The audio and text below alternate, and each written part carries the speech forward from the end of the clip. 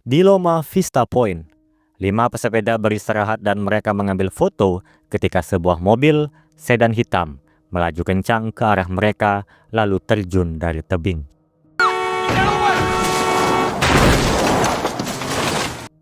Beberapa waktu kemudian, dikarenakan polisi lokal tidak punya alat yang memadai, CBI diminta untuk membantu meskipun kasus ini bukan kasus pembunuhan.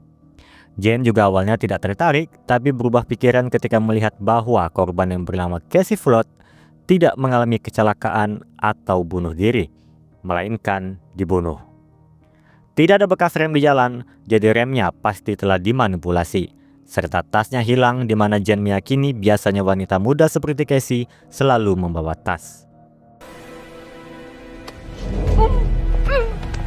Di markas CBI, dikonfirmasilah bahwa analisis Jane tadi benar, adanya indikasi pembunuhan terhadap Casey Flood.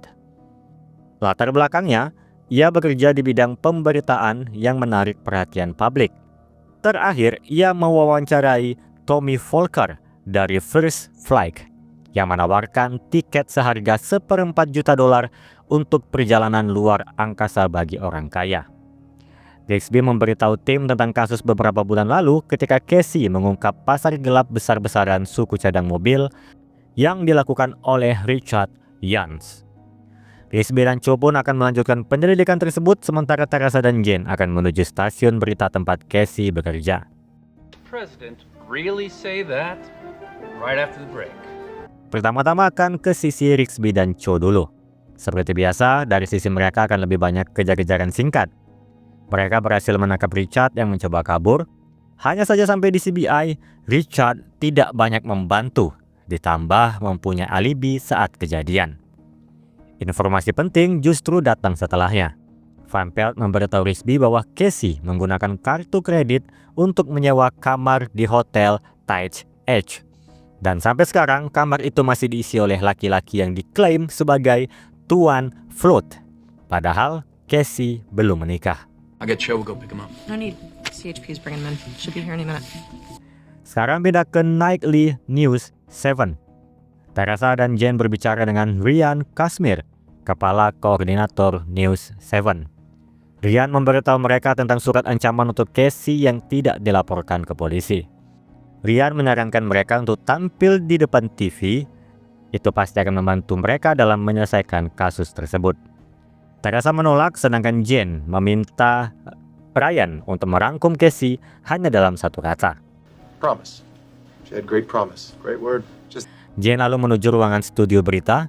Melihat penyiar berita Ed Hunt meminta kacamatanya kepada Tara Sky, sang peramal cuaca.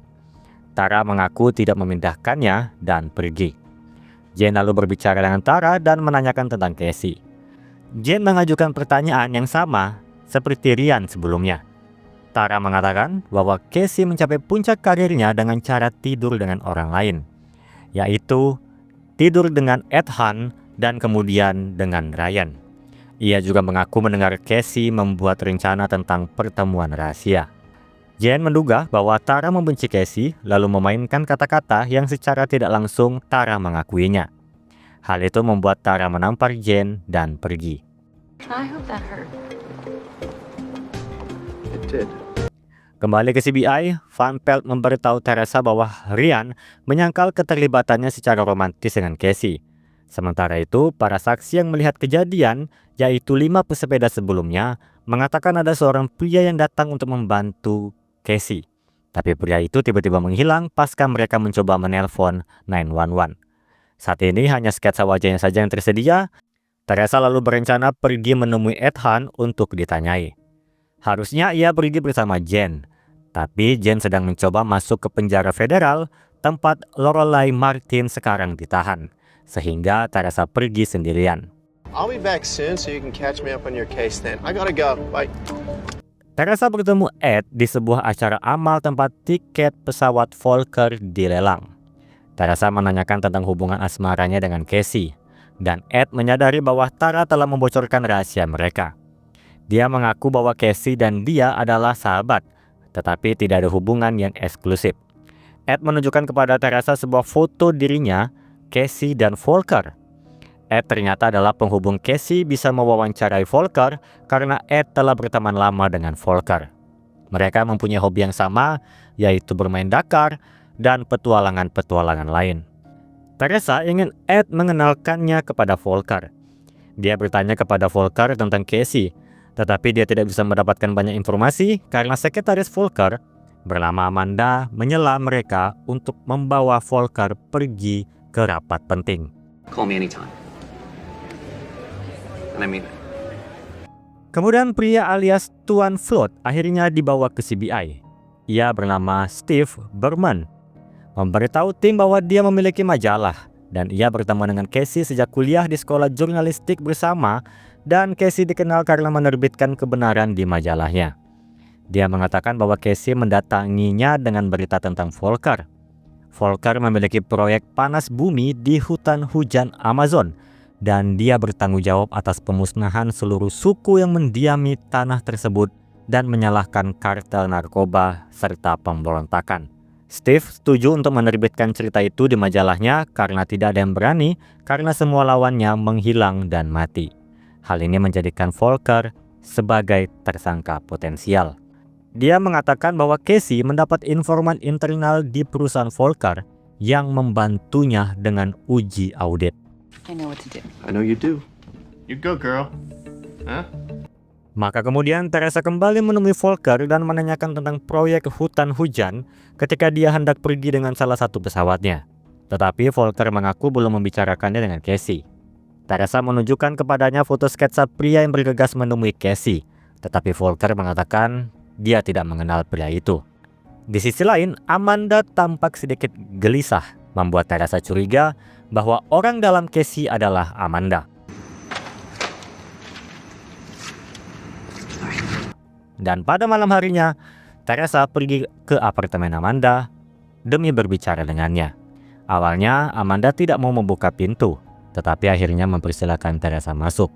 Teresa berhasil meyakinkan keamanan Amanda dan akhirnya Amanda menceritakan saat wawancara resmi selesai antara Casey dan Volker. Di luar kamera, Casey menanyakan beberapa pertanyaan tentang desa Amazon dan pembantaian yang dilakukan Volker. Amanda dapat melihat dengan jelas bahwa Volker tidak mengatakan yang sebenarnya dan benar-benar marah. Amanda memperingatkan Teresa bahwa Volker mampu melakukan banyak hal. Di sela itu, Teresa menunjukkan foto sketsa pria itu lagi, tetapi Amanda tidak mengenal pria tersebut. Teresa lalu menyuruh Amanda untuk tetap tenang dan berjanji akan melindunginya ketika saatnya tiba untuk berbicara. You have my word. Setelah itu Teresa menelpon Jane di saat Jane sedang menonton berita News 7. Jane mempunyai ide dan menyuruh Teresa datang ke stasiun berita dengan anggota lengkap besok. Keesokan harinya, Jane mengungkap kepada Teresa bahwa dia akan siaran karena telah menemukan pembunuhnya. Namun sebelumnya, Jane pergi ke toko kacamata untuk menyempurnakan rencananya. Sekali lagi, di ruang studio, Ed Hunt tidak dapat menemukan kacamatanya sampai Jane duduk untuk siap tampil. Jane memberitahu Ed bahwa mereka telah menangkap pembunuhnya dan Ed sangat ingin tahu siapa pelakunya. Acara dimulai seperti biasa, tetapi Jane menyimpang dari naskah. Dia menyebutkan bahwa mobil Casey telah dirusak dan menunjukkan bahwa Volker dan Ed sangat paham tentang mobil dilihat dari hobi mereka yang berpetualang serta bermain dakar. Ed menjadi gugup. Jane mengatakan bahwa Ed lah yang merusak mobil Casey. Sekali lagi, Jane memainkan kata-kata sambil mengeluarkan kacamata yang dia beli. Jane mengatakan, apakah kacamata itu milik Ed? Ed mengatakan, mirip. Jane lalu mengatakan bahwa kacamata itu ditemukan di dekat mobil Casey. Ed tanpa sadar mengatakan tidak mungkin karena ia sedang tidak memakai kacamata saat itu.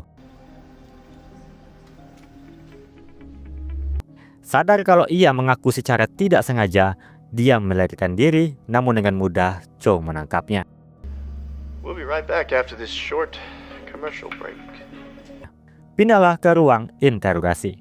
Ed Hunt memberitahu ide mengotak-atik mobil Casey adalah ide Volker. Volker membuat tantangan untuk merusak mobil Casey kepada Ed Hunt dan sebagai pria, Ed tidak ingin mundur. Dia bersumpah tidak mempunyai niat sama sekali untuk membunuh Casey. Hanya saja tidak ada bukti kalau Volker terlibat. Jane memberitahu Teresa bahwa Ethan adalah orang bodoh, tetapi Volker adalah sosok yang cerdas. Casey mungkin masih hidup dari kecelakaan itu. Yang tentu, Volker memiliki rencana B, yaitu memastikan Casey tewas. Dengan pria yang belum ditemukan sampai sekarang adalah suruhan Volker untuk membunuh Casey. Teresa marah dan siap pergi ke Amanda agar mereka bisa menjatuhkan Volker. Dia menelpon Amanda dan scene beralih ke apartemen Amanda di mana dia dicekik oleh pria dari sketsa tersebut. Volker duduk di sampingnya dan menonton. Beberapa waktu kemudian, tim tiba di apartemen Amanda. Setelah menunggu surat perintah untuk memasuki apartemennya, mereka menemukan Amanda tergantung di langit-langit seakan melakukan bunuh diri. Let's get her down from there. Kemudian Teresa duduk di tangga dan Volker bergabung dengannya, mengatakan bahwa Amanda meninggalkan surat wasiat melalui email. Teresa diam. Untuk saat ini, tidak ada bukti Volker adalah pelakunya. Teresa akan berjanji akan menangkap Volker cepat atau lambat. You will not get away with this, I promise. Beberapa waktu kemudian, di CBI, Robert Kirkland mengunjungi Teresa dan memperkenalkan diri sebagai petugas keamanan dalam negeri. Dia menyuruh Teresa untuk berhenti mengkhawatirkan Volker karena Volker adalah orang yang sangat berkuasa dan Teresa harus menarik diri. Robert lalu pergi dan bertemu dengan Jane. Jane tidak mengenalnya, tetapi Robert mengatakan kepada Jane bahwa dia mengenalnya. Oh, but I know you.